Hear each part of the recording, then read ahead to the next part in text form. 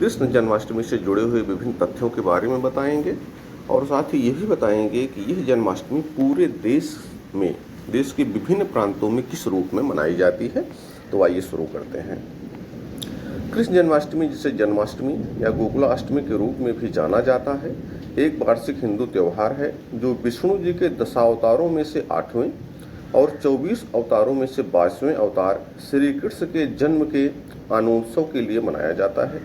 यह हिंदू चंद्रवर्ष के अनुसार कृष्ण पक्ष अंधेरे पखवाड़े के 8वें दिन अष्टमी को भाद्रपद में मनाया जाता है, जो ग्रेगोरियन कैलेंडर के अगस्त और सितंबर दोनों महीनों में व्याप्त होता है। यह एक महत्वपूर्ण त्यौहार है, विशेषकर हिंदू धर्म की वैष्णव परंपरा में। भागवत पुराण जैसे रासलीला व कृष्ण लीला के अनुसार कृष्ण के जीवन के नृत्य नाटक की परंपरा, कृष्ण के जन्म के समय मध्य रात्रि में भक्ति गायन, उपवास, व्रत रखना, रात्रि जागरण और एक त्योहार महोत्सव अगले दिन जन्माष्टमी समारोह का एक भाग है। यह मणिपुर, असम, बिहार, पश्चिम बंगाल, उड़ीसा, मध्य प्रदेश, राजस्थान, गुजरात, महाराष्ट्र, कर्नाटक, केरल, तमिलनाडु, आंध्र प्रदेश तथा भारत के अन्य सभी राज्यों में पाए जाने वाले प्रमुख वैष्णव समुदायों के साथ विशेष रूप से मथुरा और वृंदावन में मनाया जाता है। कृष्ण जन्माष्टमी के उपरांत त्योहार नंदोत्सव होता है, जो उस अवसर को मनाता है जब नंद बाबा ने जन्म के सम्मान में समुदाय को उपहार वितरित किए। कृष्ण देवकी और वसुदेव आनंद के पुत्र हैं और उनके जन्मदिन को हिंदुओं द्वारा जन्माष्टमी के रूप में मनाया जाता है। विशेष रूप से गौड़ीय वैष्णववाद परंपरा के रूप में उन्हें भगवान का सर्वोच्च व्यक्तित्व माना जाता है। जन्माष्टमी हिंदू परंपरा के अनुसार तब मनाई जाती है जब माना जाता है कि कृष्ण का जन्म मथुरा में भाद्रपद महीने के 8वें दिन हुआ था। कृष्ण का जन्म अराजकता के क्षेत्र में हुआ था। यह एक ऐसा समय था जब उत्पीड़न बड़े पैमाने पर था, स्वतंत्रता से वंचित किया गया था, बुराई सब ओर थी और जब उनके मामा राजा कंस द्वारा उनके जीवन के लिए संकट था। भगवान कृष्ण की महानता। श्री कृष्ण जी भगवान विष्णु जी के अवतार हैं, जो तीनों लोकों के तीनों गुणों सतगुण, रजगुण तथा तमोगुण में से सतगुण विभाग के प्रभारी हैं। भगवान का अवतार होने के कारण से श्री कृष्ण जी में जन्म से ही सिद्धियां उपस्थित थीं। उनके माता पिता वसुदेव और देवकी जी के विवाह के समय मामा कंस जब अपनी बहन देवकी को ससुराल पहुंचाने जा रहा था, तभी आकाशवाणी हुई थी जिसमें बताया गया था कि देवकी का 8वां पुत्र कंस का अंत करेगा, अर्थात यह होना पहले से ही निश्चित था। अतः वसुदेव और देवकी को कारागार में रखने पर भी कंस श्री कृष्ण जी को समाप्त नहीं कर पाया।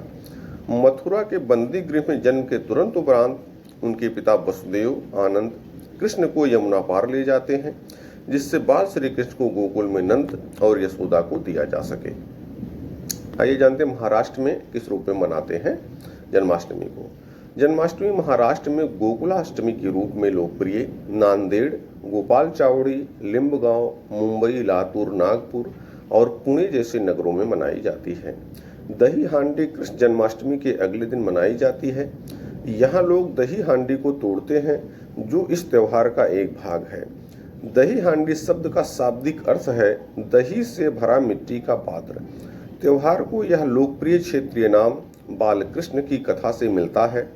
इसके अनुसार वह अपने सखाओं सहित दही और मक्खन जैसे दूध उत्पादों को ढूंढकर और चुरा कर बांट देते, इसलिए लोग अपनी आपूर्ति को बालकों की पहुंच से बाहर छिपा देते थे। कृष्ण अपनी खोज में सभी ढंगों के रचनात्मक विचारों को आजमाते थे, जैसे कि अपने मित्रों के साथ इन ऊंचे लटकती हाड़ियों को तोड़ने के लिए सूर्याकार स्तंभ बनाते। भगवान की यह लीला भारत भर में हिंदू मंदिरों के हस्तशिल्पों के साथ साथ साहित्य और नृत्य नाटक प्रदर्शन में भी प्रदर्शित की जाती है, जो बालकों की आनंदमय भोलेपन का प्रतीक है कि प्रेम और जीवन का खेल ईश्वर की अभिव्यक्ति है। गुजरात और राजस्थान। गुजरात के द्वारिका में लोग, जहां श्री कृष्ण ने अपना राज्य स्थापित किया था, दही हांडी के समान एक परंपरा के साथ त्योहार मनाते हैं, जिसे माखन हांडी, शाब्दिक अर्थ नवीन मथे गए मक्खन का पात्र, कहा जाता है। अन्य लोग मंदिरों में लोक नृत्य करते हैं, भजन गाते हैं, कृष्ण मंदिरों जैसे द्वारकाधीश मंदिर व नाथ द्वारा मंदिर जाते हैं। कच्छ मंडल के क्षेत्र में किसान अपनी बैलगाड़ियों को सजाते हैं और सामूहिक भजन गायन और नृत्य के साथ श्री कृष्ण के जीवन से संबंधित प्रदर्शनी निकालते हैं। वैष्णव परंपरा के पुष्ट मार्ग संप्रदाय के महान संत दयाराम की कविताएं और रचनाएं गुजरात और राजस्थान में जन्माष्टमी के नगरोत्सव के समय विशेष रूप से लोकप्रिय हैं। अब आज जानते हैं उत्तर भारत में, जहां पर भगवान कृष्ण पैदा ही हुए थे। जन्माष्टमी उत्तर भारत के ब्रज क्षेत्र में सबसे बड़ा त्योहार है। मथुरा जैसे नगरों में जहां श्री कृष्ण भगवान का जन्म हुआ था और वृंदावन में जहां वह पले बढ़े थे। उत्तर प्रदेश, राजस्थान, दिल्ली, हरियाणा, उत्तराखंड, हिमाचल और पंजाब के सभी नगरों और गांवों में जन्माष्टमी विशेष रूप से मनाई जाती है। हिंदू मंदिरों को सजाया और जगमगाया जाता है, जो दिन में कई आगंतुकों को आकर्षित करते हैं। बहुत से कृष्ण भक्त कार्यक्रम आयोजित करते हैं और रात्रि जागरण करते हैं। भक्तजन मिठाई, प्रसाद आदि बांटते हैं। त्योहार सामान्य रूप से वर्षा ऋतु में पड़ता है, जब ग्रामीण क्षेत्रों में खेत उपज से लदे होते हैं और ग्रामीण लोगों के पास हर्षोल्लास मनाने का बहुत समय होता है। ये संयोग ही है कि जब यह वीडियो बन रहा है उस समय भी बाहर बारिश हो रही है। त्योहार सामान्य रूप से वर्षा ऋतु में पड़ता है, जब ग्रामीण क्षेत्र खेत की उपज से लदे होते हैं और ग्रामीण लोगों के पास हर्षोल्लास मनाने का बहुत समय होता है। उत्तरी राज्यों में जन्माष्टमी को रास लीला परंपरा के साथ भी मनाया जाता है, जिसका शाब्दिक अर्थ है हर्षोल्लास का खेल, लीला सार रस। इसे जन्माष्टमी पर एकल व समूह नृत्य और नाटक कार्यक्रमों के रूप में व्यक्त किया जाता है, जिसमें कृष्ण से संबंधित रचनाएं गाई जाती हैं। कृष्ण के बाल्यावस्था की नटखट लीलाओं और राधा कृष्ण के प्रेम प्रसंग विशेष रूप से लोकप्रिय हैं।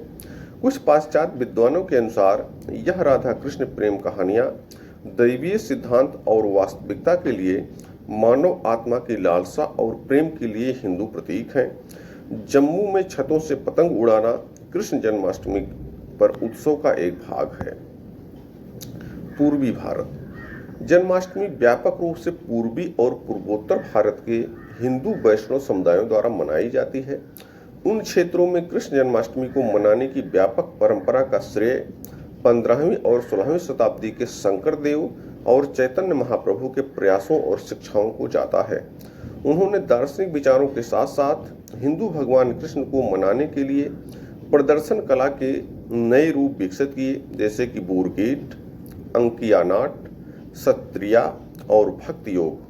अब पश्चिम बंगाल और असम में लोकप्रिय है। आगे पूर्व में मणिपुर के लोगों ने मणिपुरी नृत्य विकसित किया, एक शास्त्रीय नृत्य रूप जो अपने हिंदू वैष्णववाद विषयों के लिए जाना जाता है और जिसमें सत्रिया की तरह रासलीला नामक राधा कृष्ण की प्रेम प्रेरित नृत्य नाट्यकला शामिल है। ये नृत्य नाट्यकलाएं इन क्षेत्रों में जन्माष्टमी परंपरा का एक हिस्सा है और सभी शास्त्रीय भारतीय नृत्यों के साथ प्राचीन हिंदू संस्कृत पाठ नाट्य शास्त्र में प्रासंगिक रूप से जुड़े हैं, लेकिन भारत और दक्षिण पूर्व एशिया के बीच संस्कृत संलयन से प्रभावित हैं। उड़ीसा और पश्चिम बंगाल, पूर्वी राज्य उड़ीसा में विशेष रूप से जगन्नाथपुरी के आसपास के क्षेत्र और पश्चिम बंगाल के नवद्वीप में जन्माष्टमी के इस त्योहार को श्री कृष्ण जयंती व श्री जयंती के रूप में भी जाना जाता है। लोग आधी रात तक उपवास और पूजा कर जन्माष्टमी मनाते हैं।